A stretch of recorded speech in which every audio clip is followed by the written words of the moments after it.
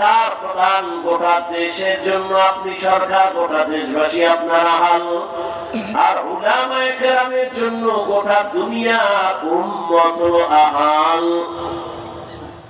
মা বাবা জাহান্নাম থেকে নিজেকে আগে বাঁচাও, এরপরে তোমার সন্তানের বাঁচাও।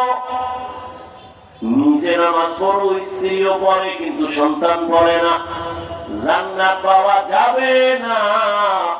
আসামি কাঠগড়ায় দাঁড়াতে হবে, পালাবার উপায় নাই। সন্তান কেন নামাজ পড়লো না, বাবা জবাব দাও। আল্লাহর হক আর বান্দার হক। নামাজ পড়ছি আল্লাহর হক, রোজা রাখছি আল্লাহর হক আদায় করছি, ত্রুটি হলে আল্লাহ মাফ করবেন। বান্দার হক আছে আমার উপর, আমি নামাজ পড়ছি, আমার ছেলে পড়লো কিনা, বান্দার হকের জন্য আল্লাহর কাছে দাঁড়াতে হবে। এক নম্বরে আল্লাহর হক আদায় করো, এরপরে বান্দার হক। নিজে পর্দা করো, তোমার আহালকে পর্দাওয়ালা বানাও। নিজে হালাল খাও, আহালকেও হালাল খাওয়াও। আল্লাহ বুঝার আমল করার তৌফিক দান করেন।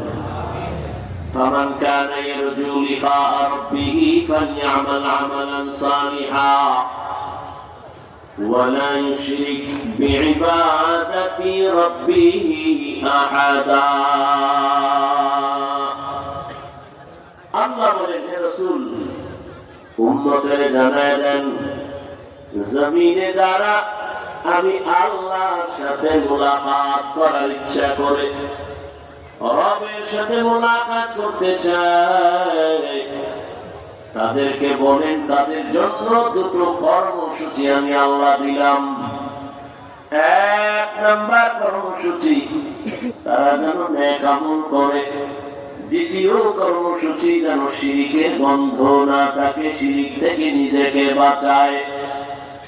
রহমতের নবী বলেন, আখলিস দীনাকা ইয়াকফিকাল আমালুল কলিল। হে উম্মত, তোমার ঈমান আকীদা পরিশুদ্ধ করে দাও, অল্প আমল জান্নাত পাওয়ার জন্য যথেষ্ট হয়ে যাবে। কিছুক্ষণ বসবেন তো,